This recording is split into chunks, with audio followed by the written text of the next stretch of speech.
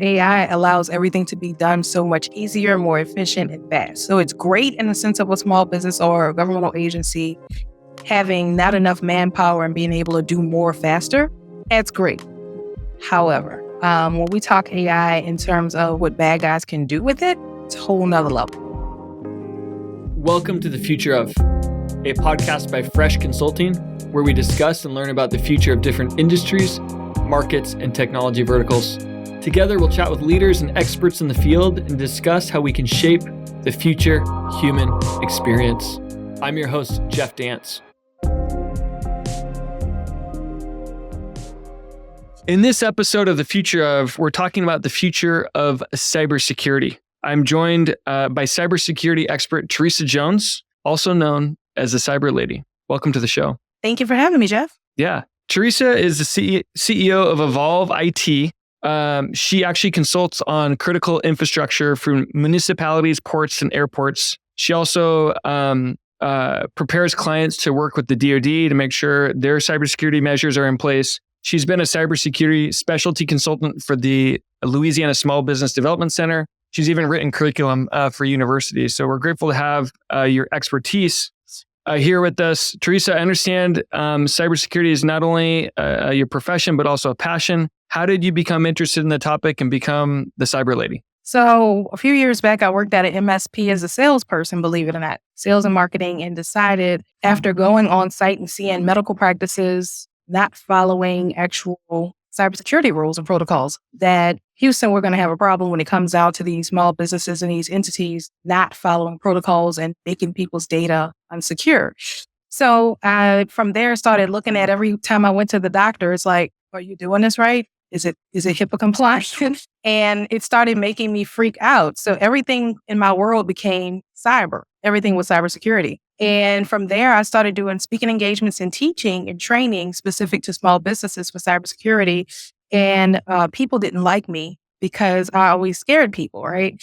So to make it cute, they started calling me the Cyber Lady. And I'm like, everybody would say, when you see the Cyber Lady, all hell and broke loose. And I'm like, no, we need to think warm and fuzzy when you think of the Cyber Lady. But technically, if I'm around, probably things are not in a good space. So got it. Well, I think that you deserve some sort of like logo or icon or superhero outfit that kind of goes along with the Cyber Lady. So I'll be thinking of if you don't have that already, I'll be thinking about getting you something from our design team. I have a cute little character, but I'll shoot it to you for a cake.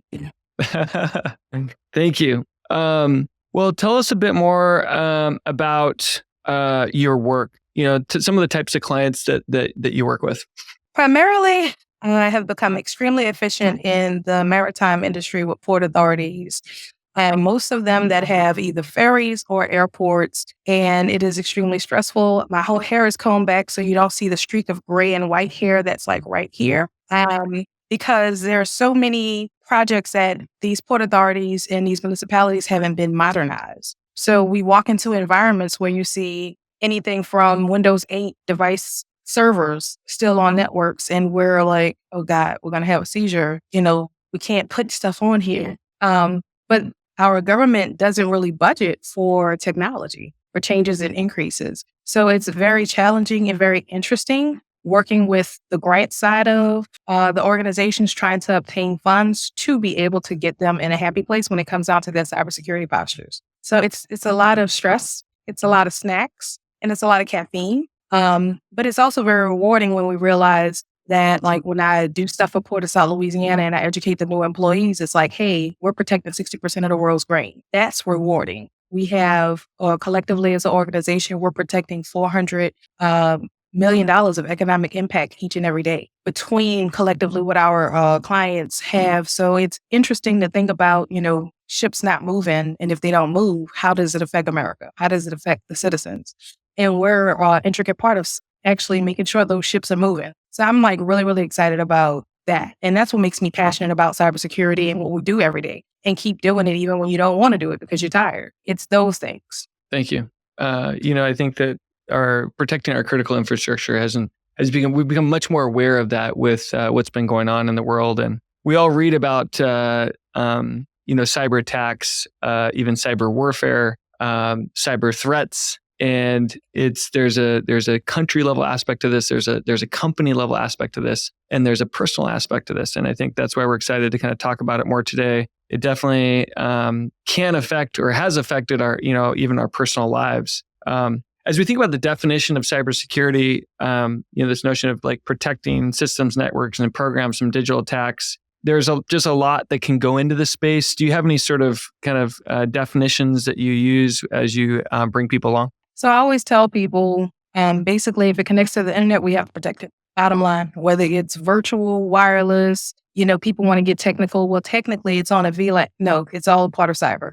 Down to the physical security of your facilities. It's everything. The little speakers that talk to you that we shouldn't have in our environments at the office. Yeah, you have to protect those too. So it's very interesting, the things that you have to secure and what I consider what cyber is. To me, it's the art of protecting anything that's generating data on the internet. That's what I call cyber. So basically anything that's digital, any device that kind of connects to the internet that has a data aspect deserves, consideration of protection, especially when we're dealing with sensitive information. Exactly. And people don't realize you're at home with everything super connected. And you have your, washing machine and dryer. Who doesn't love some Samsung, right? I love my washer and dryer, but I refuse to connect it to the internet. But how many homes have refrigerators and devices in the home connected to the internet that's connected to your phone, that's connected to your business network infrastructure, that's connected to your QuickBooks account and your banking accounts? And so it goes from just not being personal, like you said, it encompasses your day-to-day walk, even down to you going to the office. Everything's connected, and protect that. That's the present reality, but it's also the future reality, right? Where it's like everything's going to be connected even more so. And so that's why I think it's such an important topic for today and also the future. Is as we think about wars that are happening right now, we have our Marines, we have our Army, we have our Navy, and then it seems like we're hearing about the warfare that's happening, the cyber warfare that's happening as well. And so like, is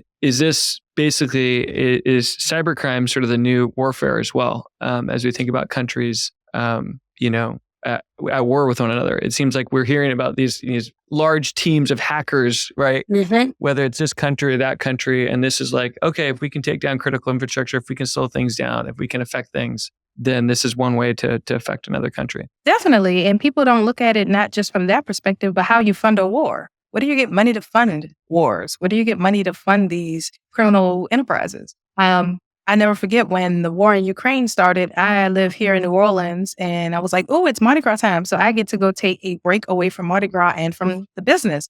And I haven't had a vacation since before Mardi Gras of the war breaking out, because technically we can't, as critical resources, we can't be away on vacation on the beach on a remote island. We have to be able to monitor and make sure that, hey, they're not going to ransomware one of the clients in hopes to get money to help fund those wars and those issues that are happening overseas. I see a lot of drone attacks that are happening with the wars right now, and people don't think of drones as being a cyber issue, but they connect to the internet. So they run by Bluetooth and internet. So you have a lot of that type of technology being used with the wars right now. And then just good old-fashioned hackers that are hacking in and trying to take down networks of the actual opposer.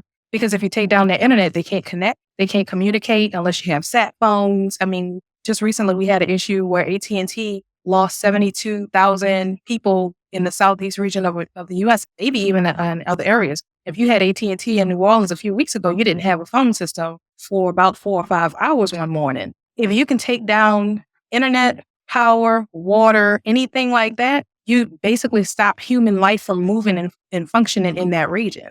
So I feel like a lot of what's happening in the wars, they're utilizing hackers to the full capability. Yeah.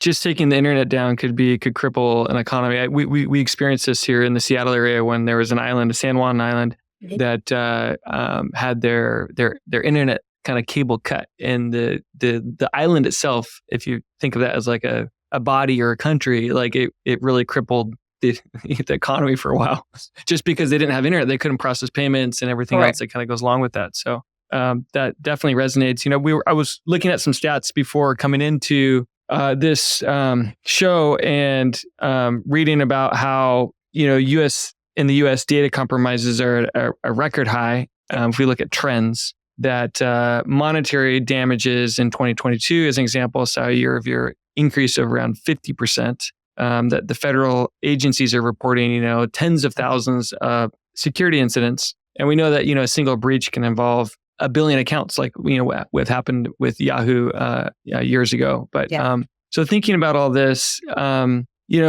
there's so many people involved that need help, or that are, you mentioned, one device could link all the way to your bank account through the network because everything is connected. As we think about the responsibility, we got businesses, we got consumers and users, we have the government. Who holds like the market share of responsibility when it comes to kind of preventing and detecting cybersecurity?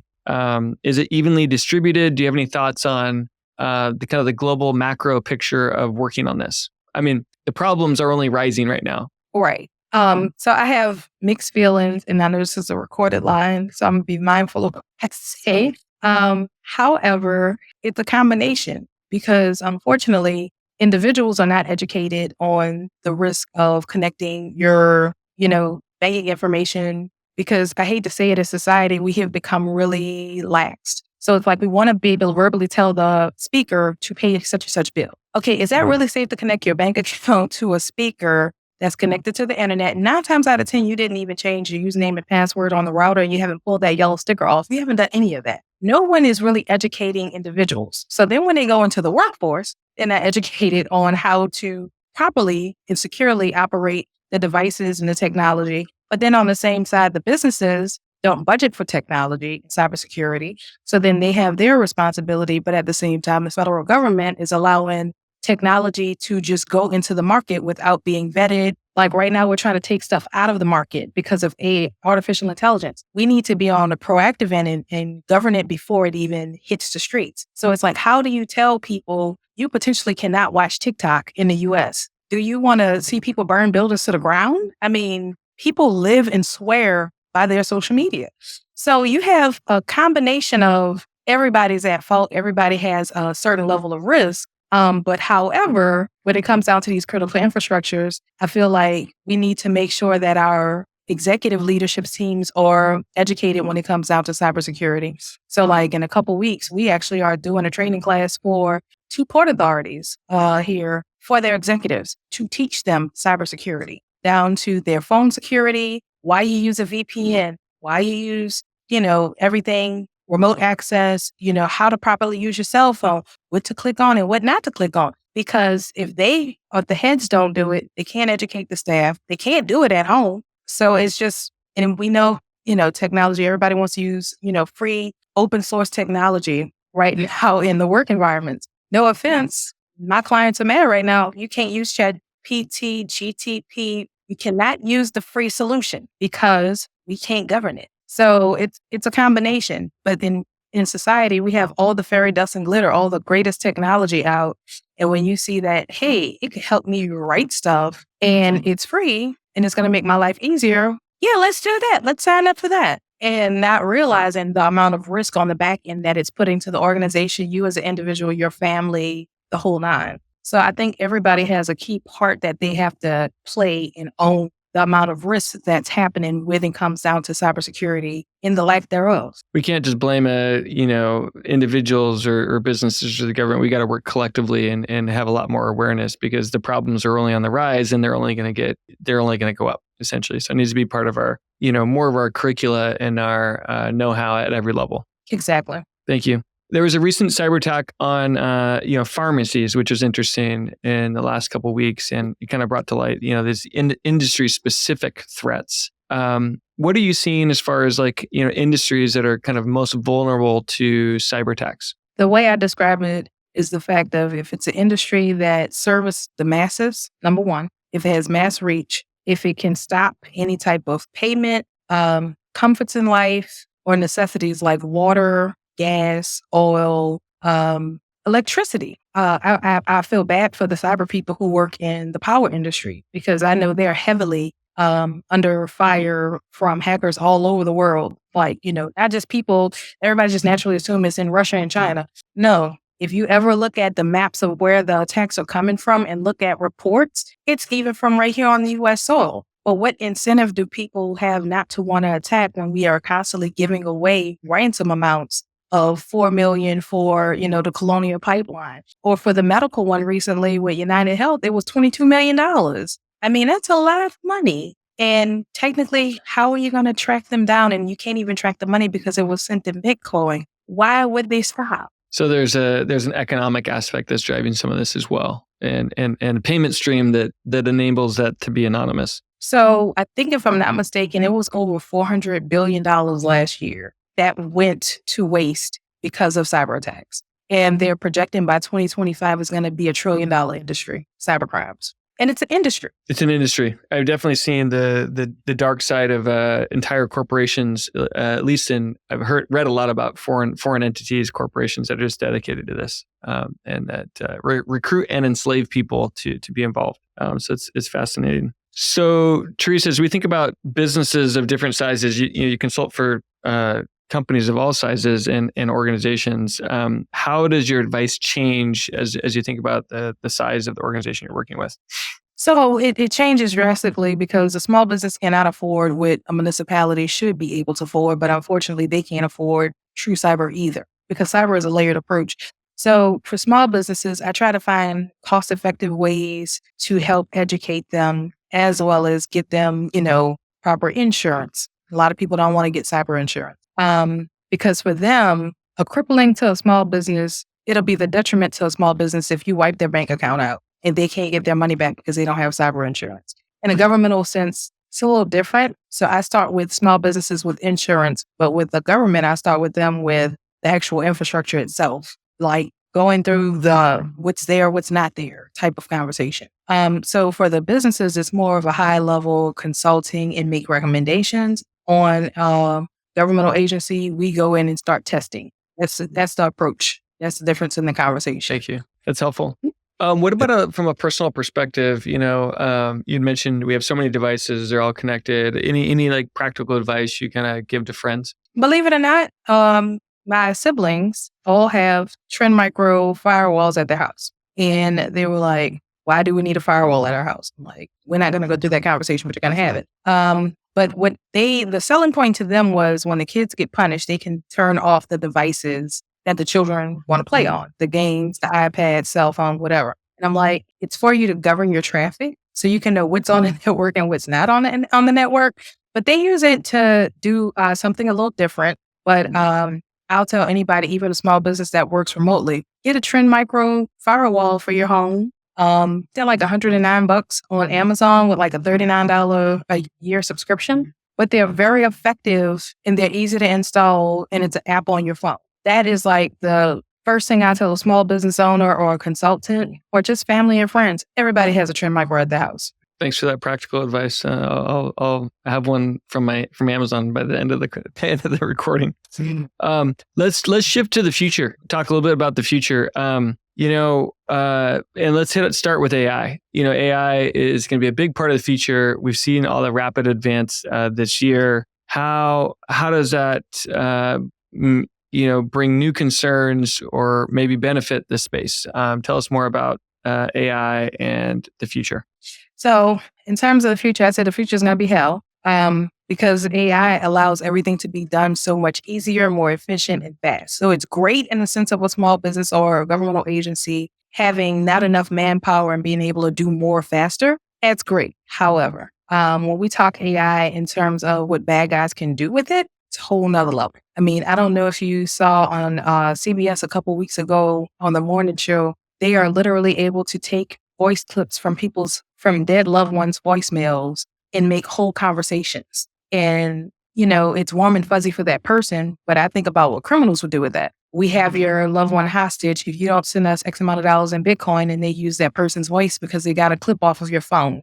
That sounds extreme. It sounds like something out of the FBI show or something like that. But technically, that's what they can do with it. It's readily available to the everyday person now, where you can mimic someone's voice. You can create a video of them. And so those can be tools, weapons in kind of the wrong hands. Definitely. And even right now with spoofing, fake text messages, I looked not too long ago, the largest spoofing app has over 43 million downloads for regular people to use. We're not talking hackers, just regular people. So I can call your phone from my phone and put somebody else's number on a call ID and send you text messages as if I'm somebody else that I know number is in your phone. So it populates as that number. This is a dangerous game we're playing at this point. And who's regulating it? So it's not like it's stuff that only cybersecurity people with credentials and secret clearances and stuff can get access to it. If you got an iPhone or an Android phone, you can download whatever you want. As long as you pay the fee, if there's a fee involved. So how do we govern that? That's what terrifies me about the future of AI. I love AI. I use Jasper AI. And I was fascinated because Jasper AI has integration now complete in Microsoft Word, and I don't even have to change screens. It's fascinating. However, what about people who are not trying to use the technology for good? It's making things too easy. I remember when I first got into cybersecurity, I thought hackers were people with hoodies and they're in the dark and they're drinking Mountain Dew, eating fried chicken wings and donuts. And they're typing away. And they know all this code and they're super, super smart. Only to find out most of hacking is automated via artificial intelligence. And I was like, so they're not that smart. They just know what tools to use. Yeah. And unfortunately, as time progresses, with the dangers of us being more connected with more devices, we technically can't live without certain things at this point. Like you said earlier, internet goes out on an island. You can't shop. Some people can't even move their Teslas. You can't move your vehicle. You can't entertain your small child that's used to walking around the house with an iPad in their hand. I mean, it's chaos. And I believe AI is going to aid in some horrible, horrific chaos. For as much as it does for good for healthcare and stuff like that, I think it's going to be equally bad because criminals will use it in a different way. Yeah, I think as we look to the future, we're on the precipice of some new industries that are more like babies. We saw mobile phones, the cloud, the web, the dynamic web just grow up in the last 15 years. But 15 years ago, they were kind of non-existent. Even social media was mostly non-existent. Exactly. But today we have AI. IoT has been around for a long time, but it really hasn't been smart yet. We got robotics, AR, VR, all this stuff that's sort of at the early stage, but these are all connected devices, right? And so if those grow 10 to 100 times in 10 years, we've sort of proliferated our connection, but also the dark side of technology as much as the good. And at the center of that, exactly. right, is cybersecurity. So where do you think threats will be more rampant, and what do you think we'll have solved as we look to the future? Do you have any predictions? So my prediction specifically for 2024, we laughed at the beginning of the year, is specific to critical infrastructures like the power grid. They're going to be attacking cellular. They're going to attack more medical, because the medical records are now, instead of it used to be $350 on the dark web for a record, it's if I'm not mistaken, $550 right now. You've even seen physical attacks on mail couriers to get access to the mail keys for the blue boxes to get people's personal data out of them. You can sell a mail key on the dark web right now for $1,500 to $8,000 a key. So they're doing different attacks because they want the physical data to make cybercrimes from it. So I'm feeling like anything that would disrupt life, it's definitely going to be worse. Election attacks is going to be huge for the upcoming election. Special events, believe it or not. If you can cut the power and cut the internet off at a special event, it's utter chaos if you have thousands of people. So I'm really concerned about a lot of different things. And futuristically, it's only going to get worse. This is not something we're going to have a cure-all and it's just going to stop. It will never stop. I always have a saying, if one man can make it, another man can break it. And believe it or not, all of this stuff is man-made. We are making stuff. We're creative. And I think it's fascinating when you look at how far we've come as a society to the fact that we're in cars that don't move if you don't have internet, Bluetooth, connectivity, and you don't even put gas in it. But how dangerous is it if the internet goes out and there's no power for you to charge it? What do we do? So, yeah. Thank you. So basically, are you suggesting that we have 1 million more cyber ladies that we kind of clone you? Is that the answer? Or what hope is there for a future that's going to be harder from a cybersecurity perspective? We basically we have to invest a lot deeper in this space. Is that sort of the call to action, given what we're kind of facing in the future? Or do you have any ideas that will help solve what I'm hearing is sort of hey, it's just going to get worse and worse and worse. It is. One of the key factors is educating the next generation and getting them into cybersecurity jobs. The workforce is like really short on qualified cyber talent. And it will be. I think in 2025, they said almost a third of the cyber jobs won't be able to be filled because there's going to be such a big shortage. So talent is definitely going to be one of them. Educating yourself individually on tools that you can use. So right now, like we were just talking about AI, we're as an organization changing software out because there's only so many people you can hire, right? So the software technology we're looking at has more AI in it. So, and we're doing like extensive research on it, but it's specific because right now there's not enough, we don't have enough people. I've been interviewing people for weeks to fill one specific IT job, not even a cyber job, and I cannot find adequate talent. So you're going to have to, as an organization, whether it's a business or corporation, small business corporation or governmental, make sure that you're educating yourself on the tools that can be used so you can cover more grounds faster with less people. And I know people are concerned about, technology and AI putting people out of work. It won't do that in cybersecurity. We need every person that has interest in securing a computer or a device in the field. Like, we need as much help as possible in this industry. And it's only going to get worse because less people want to do traditional 9-to-5 jobs. Everybody wants to freelance. We have the gig economy, which is not a bad thing. I mean, I'm a business owner. I own 3 companies, but we need people who want to go work for these companies so we can help, secure things quicker. Got it. So basically what I'm hearing is an increase in demand for cybersecurity, talent. So that will be something we'll see more in the future. That's going to proliferates much as the dangers and the threats and the attacks proliferate. Also using tools, an increase in tools to sort of prevent or protect or remediate issues, including AI tools, using AI against AI, where AI has an issue, essentially using AI agents.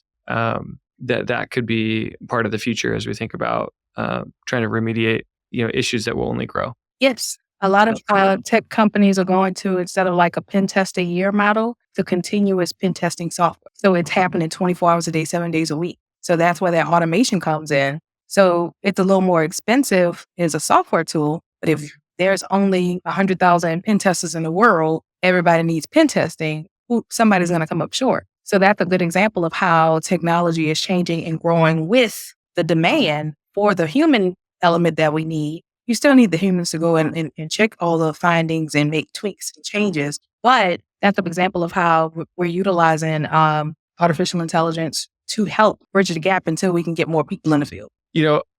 Just speaking from experience, we're only a company of 400 people, mostly, primarily designers, software engineers, and hardware engineers. But we do a lot of advanced technology work with robotics and automation and hardware products and software systems. But we're a tech company that has a human-centered focus, and we have a lot of attacks ourselves. Of different forms, and they're only getting more clever. It's like mimicking me as a CEO to kind of request money. It's like this is a common thing that I think every company is facing, the notion of continuous testing versus like a one-time analysis and stuff like that is something we recently taken up on. But that sounds like something important for our listeners to hear. Countries seem to be at play as well. I've recently been reading about the House bill to ban the use of foreign manufactured cranes in ports to safeguard against threats like cyber attacks, because there's devices or cameras that are tracking the whereabouts of how things are flowing. So what other like legislative issues do you see as it relates to cybersecurity that need to be addressed? This is like a recent example, but are you seeing the right legislature kind of be put in place to help pave the way for things that need to happen at the governmental level? So I'm gonna get in trouble for this one. No. And the reason being, you have people making legislative decisions who don't understand technology. And it's hard to govern something you don't understand. And that's a huge issue. So I have written White House Senate testimony notes for port authorities to go and talk specifically about the cybersecurity needs. So the good thing is because they're critical infrastructures and our legislation recognizes the importance of keeping them secure. During when the pandemic first happened, I don't know if you remember this, on the West Coast, they had ships just hovering, just they couldn't do anything. That gave purpose to investing more into cybersecurity for port authorities, right? The White House just announced, if I'm not mistaken, President Biden is releasing, I think, $20 billion in funding specific for port authorities right now. This happened this week or either last week. So the legislation they're investing in it, but they're still not governing it. So I love the fact that they're really thinking really long and hard about putting cranes, unmanned cranes, a high level drone, if you will, from other countries, because technically when you get a crane, are you going to take the crane apart and go through every chip in everything that's in that crane? No, you're not going to do that. So to get them in part of like the Buy America Act for us, when it comes down to cybersecurity and what we're putting in people's infrastructures, we have to buy American items. The hard thing is American-made items are extremely expensive, but it's the thought process that an American organization wouldn't try to do the things that they're thinking foreign adversaries would. Truthfully, we're not safe from anyone, but I get the logic. But back to the legislation, I feel like when all hell breaks loose, they throw money at it. We need to be more proactive than reactive and throwing money at it, and it's too late. We're a few years behind in technology in terms of being proactive when it comes down to these solutions. I'm excited about the crane situation because, of course, I work with so many port authorities. When we talk secure and OT devices, they're constantly putting new things in. We have ferries that have, people don't think about it, internet connected, the engine rooms, they want to watch it from the dock. And so if somebody can get access to the ferry with the people on it, with cars and families, and crash it, just saying hypothetically, from a bad actor perspective, that's a solid no. Well, we should have proactively put rules and policies in place that says this is the only ways of communication electronically for these devices. These are the things that need to be put in place. So it's a lot of policies and policy writing that has to go in place. I just wish it would go on the front end before we put it into the market. But unfortunately, we already have cranes in the U.S. that are from overseas. I mean, we had a parade in New Orleans when some of the cranes arrived for Port of New Orleans a few years ago. It was a whole thing. But it's just very, very important that we don't have equipment. I tell people all the time, don't buy network equipment off of Amazon. You don't know who's buying and reselling the equipment to you. You don't know what they've opened and put in the equipment. So it's the same principle with getting these devices from overseas. A crane can do a lot of destruction. I don't think people think about what it does. It picks up stuff, right? But it picks up tons of stuff at one time. Well, if a bad person gets a hold of it and starts swinging it and flinging it, what happens when that cargo container goes flying in the air and there are people around? We don't think about that. So like the legislation has to catch up and get it ahead of the technology is the huge part of it all. So I hope we get proactive with our legislation. It sounds like we need to do more preventative, medicine essentially as we think about this space, especially as it's growing. We talked about AI for a little bit. What about other technologies that you see affecting the space or maybe growing the threats? Can you think of other things that are going to be changing in the future that will magnify or help? Drones.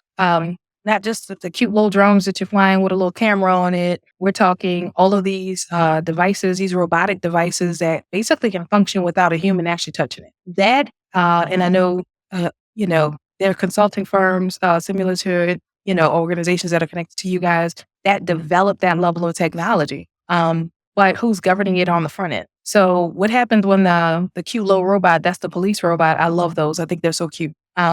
Is trying to, help apprehend someone and it's malfunctioning and it's facing people. Like what are the protocols and things that are in place to guarantee that won't happen? Or that people can't hack these devices. So I think artificial intelligence and with a company with like those unmanned devices and robotics is going to be a big concern futuristically. And, 20 years ago, when I was in my 20s, we watched the Jetsons as kids growing up. We didn't really think it would be possible to fly around with a jetpack. It's happening. We didn't think about cars that can drive themselves. We have vehicles that park themselves and can drive themselves. The technology is constantly evolving. So what do you do when the next phase of vehicles, because like I'm waiting for the little hovercrafts, I'm waiting for like the Tesla to turn into a little, put some wings out on it, and we can fly, and I don't have to sit in traffic. Like when that happens, how do we govern that? How do we secure it in advance? But that's how fast technology is moving.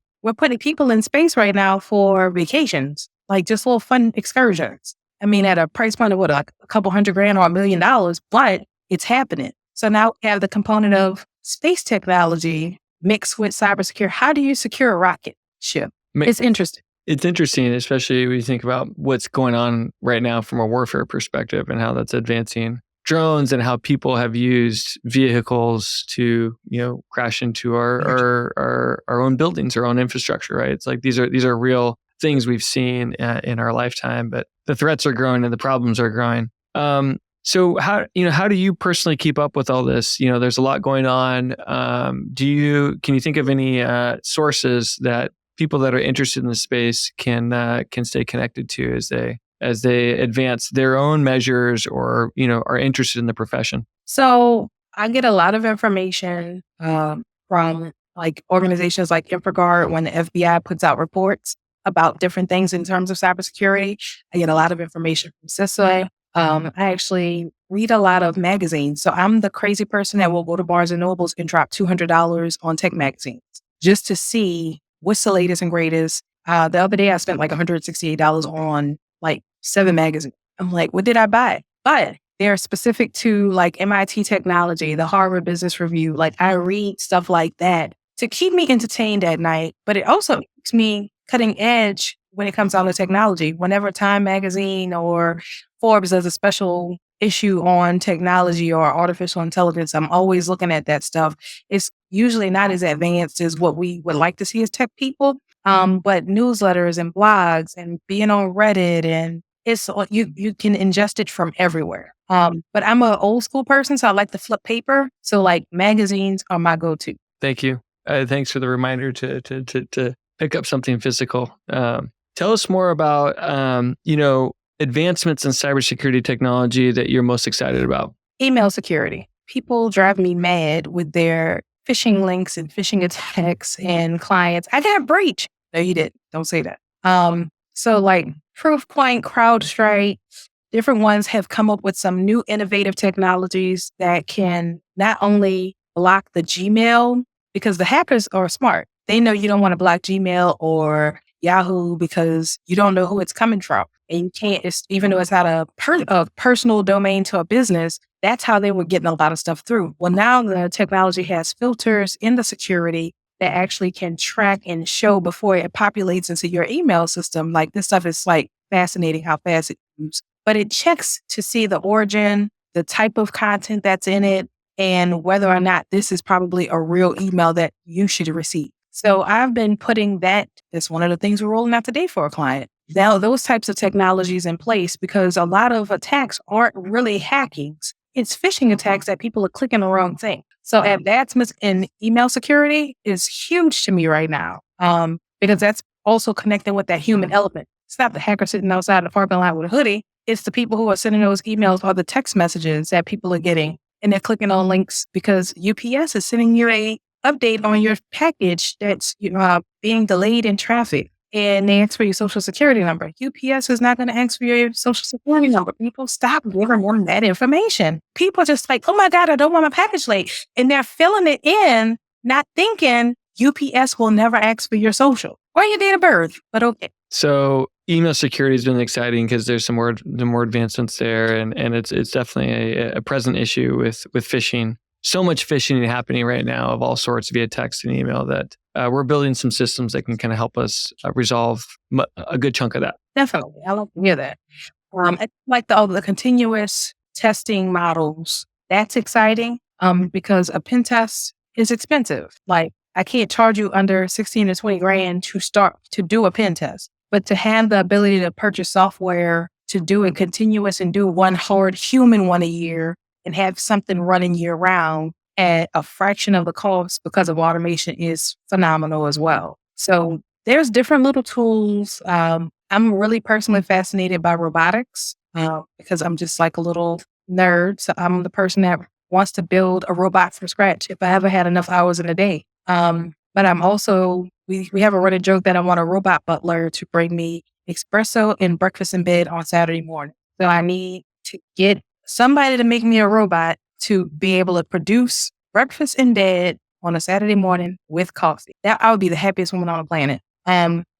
Don't give me no ideas. So in my mind, when I see people making advancements with technology, with smart cities and robotics, that's very, very exciting. Unfortunately, it brings risk because you have to secure it. And yet we're not thinking about putting the cyber parts to the development in place. But I really think it's really interesting how far we have come as a society with technology. Thank you. Last couple questions here. What's been your most kind of rewarding experience being in the industry so far? That's a good one. I would have to say I'm feeling rewarded now that people aren't just looking for me for cybersecurity speaking engagements. Might sound weird, but now they're calling me for critical infrastructure conversations because I do so much in cybersecurity. I understand critical infrastructures and risk as a whole now. So I feel like I'm graduating from being the cyber lady to the risk management lady. But another big one was actually developing Port of South Louisiana's entire cybersecurity infrastructure. That was huge to do something from scratch. And now we're doing it more consistently with other customers. But to take advancements like we're having conversations with one port authority about putting in EV charging stations and the benefits of taking while trucks are docked and they're unloading and loading and charging at the same time, to understand that will bring, it's not going to fix the ozone layer, but it's helping our environments and still technology, how we're going to be able to do more, make people and more businesses more efficient with technology. That to me, that's rewarding. When I get to see, I saw the other day a hydrogen 18-wheeler. I know people don't care about that. I was so excited. I was like, okay, it's using a different type of, fuel source and it's going to help the environment. And when you look at them and you see the amount of technology that's in them, it's like kind of scary at the same time. But I'm excited to see the different things that I'm actually actively having conversations with in the market. And I don't want to see, the power company get hacked, because we talk about that all the time too. But I want to see the good things that we are accomplishing in technology and how it's making our lives better every day. Unfortunately, there's only so much we can do to roll back time what we did to the ozone layer. But if we can do something different and grow every day in technology and security, I feel like that's rewarding to me to see that happen and to be a part of it. I think, how do we keep technology on the good side, right? I think part of the intent of this podcast is to talk about how do we design the future with intent. And I think for the technology to reap the benefits of the good, my takeaway from kind of listening to you today is like, hey, we really got to invest deeply in cybersecurity because there's a lot of promise for the future of all of these technologies. But to make sure it stays on the good side, investing deeply in cybersecurity is something that will help us assure that we err way more on the good side than the negative, given what's happening from a growth perspective right now. Definitely. Another thing I'd like to share with you about that too is last year I did it with the Louisiana State Police, a cyber summit called Securing Louisiana, and to have law enforcement, military, municipalities, and small businesses all in one room and have a discussion about how to make technology work for them and how to aid law enforcement with catching, cyber predators who are going after people's children. Like that's the side of things we don't want to talk about. But that's a unhealthy aspect of technology. We are making technology so easy and readily usable for small children. They're in danger. So we had conversations about how to secure them with technology and how to educate parents and stuff. That was another really big highlight for my career, to be able to bring those entities together. And now we're going to do it again this year too. So we're doing cyber camps for kids to educate the youth, where, I have a workbook that I created for elders that I'm going to put out later this year. So I'm finding reward in different things, but it's still all educating people, which is very exciting. Great examples of how this, the education needs to happen at every level. The seniors that are getting taken advantage of because of their lack of information, and then the kids at the same time. So thanks for sharing those examples. Any last thoughts on the future of cybersecurity before we wrap up? A career in cyber is a career that will never die. As long as we're connected to the internet, you will always have a job. So I'm always a proponent to tell people, get into cyber, look at it from different perspectives. There's compliance. There's everything from being technicians and testers to actually policy writers. At the end of the day, technology is only going to continue to grow, and it's going to be in multiple domains. So if you think about it, I think land, air, sea, space. So you're going to be able to, continue to go on a Carnival cruise and, use your phone and work from the cruise ship. But in the future, we'll be able to work from a spaceship, all because of technology. And cybersecurity is going to have to protect you and secure you on the spaceship working. I mean, the world we're living in, we have no limits. And I'm excited about cybersecurity not being limited, technology not being limited. And I'm looking forward to a time where we can see the technology and cybersecurity run hand in hand instead of cybersecurity coming behind the technology. So that will definitely be my last thoughts. Thanks, Theresa Jones, for joining us today, for all your insights, your passion, your wisdom in the space. I think there's some great takeaways for everyone, from being parents to grandparents to business owners to port authorities or, government leaders. I think there's some great insights from today. So thanks for being with us. Thank you so much for having me. The Future of Podcast is brought to you by Fresh Consulting. To find out more about how we pair design and technology together to shape the future, visit us at freshconsulting.com. Make sure to search for The Future of in Apple Podcasts, Spotify, Google Podcasts, or anywhere else podcasts are found. Make sure to click subscribe so you don't miss any of our future episodes. And on behalf of our team here at Fresh, thank you for listening.